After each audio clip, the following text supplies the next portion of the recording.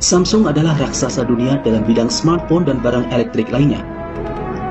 Di Indonesia, nama besar Samsung tidak lepas dari tangan dingin Lee Kang-hyun. Jabatannya Vice President. Ternyata perjalanan karir Lee dan kecintaannya terhadap Indonesia berawal dari ajang pena. Saat itu pria ini mempunyai sahabat yang berasal dari Indonesia.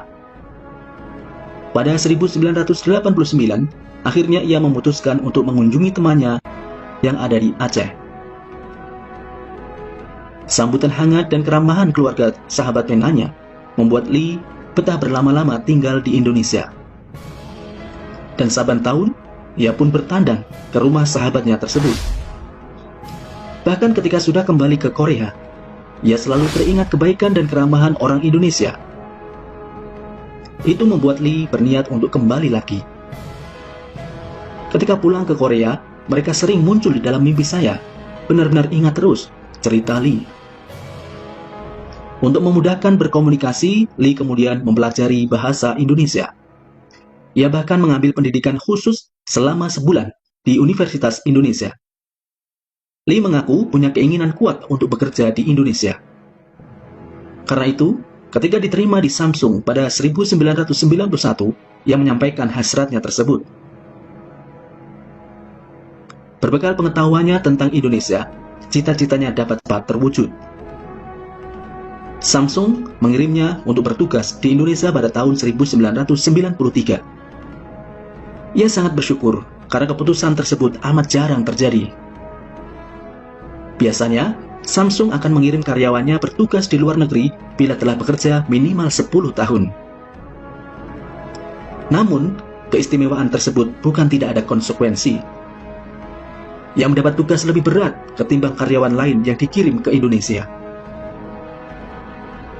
Meski usianya masih muda, ia dituntut lebih banyak tahu mengenai bisnis Samsung.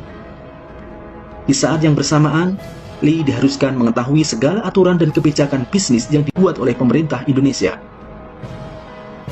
Tak jarang, karena hal itu, ia harus merelakan waktu jam tidurnya untuk dipakai belajar lagi. Tidur hanya 3 jam, sudah menjadi kebiasaan Lee saat itu. Meski lancar berbahasa Indonesia dan mengetahui banyak kebudayaan Nusantara, namun Lee merasa ada dinding yang membatasi dirinya dan masyarakat di sekitarnya. Ia pun mencari tahu, ternyata bermuara pada pemahamannya terhadap Islam. Agama di sini sudah menjadi bagian kehidupan, berbeda sekali dengan di Korea. Di Korea, mayoritas memilih tidak beragama, dan hal itu tidak jadi masalah, ujarnya. Ia pertama kali mengenal Islam dari salah satu temannya di Indonesia. Ada yang menarik perhatian Lee di rumah temannya itu. Ayah si teman itu tiap hari mengajarkan agama Islam kepada anak-anak.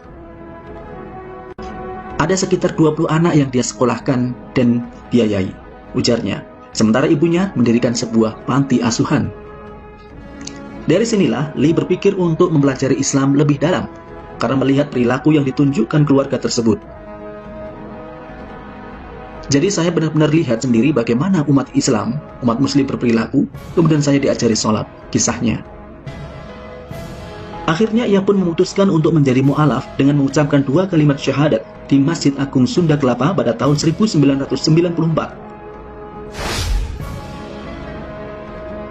Pada awal menjadi Muslim, dirasa Lee cukup berat, terutama saat Ramadan dan terkait tradisi minum orang Korea. Namun seiring waktu, hal tersebut tak lagi sulit lagi karena teman di Korea Selatan sangat menghormati keputusan Lee. Di kalangan wartawan dan karyawan, Lee kerap disapa Pak Haji. Tapi sebenarnya ia belum benar-benar pernah berangkat menunaikan ibadah haji ke Tanah Suci. Nama saya Kak Lee. Kemungkinan orang-orang memanggil Kiai Haji Lee, jadi sekalian didoakan, katanya berkelakar.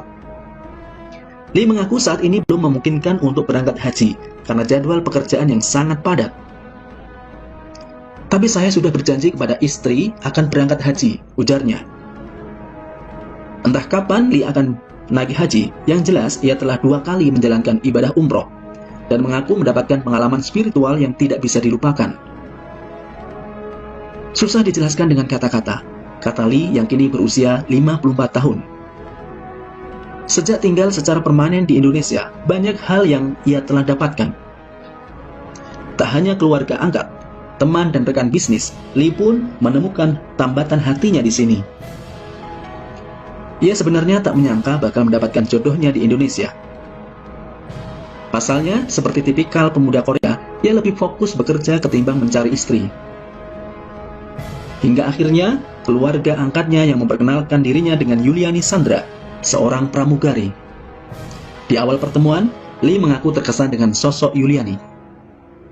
Namun yang membuat Lee jatuh cinta, ketika Yuliani mengurusnya saat ia dirawat di rumah sakit akibat sakit tipes.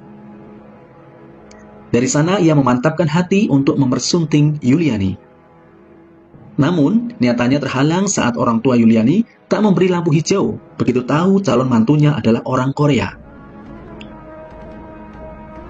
Maklum, saat itu orang tua Yuliani masih menganggap orang Korea dengan stigma negatif. Lee tak menyerah. Ia pelan-pelan menunjukkan dan membuktikan hal tersebut cuma isapan jempol. Hati mertuanya pun luluh dan restu didapat. Lee dan Yuliani melangsungkan akad nikah pada 1996. Kini mereka sudah dikaruniai 3 orang anak. Semoga menjadi keluarga sakinah. Amin. Dikutip dari website Kompas, Detik, dan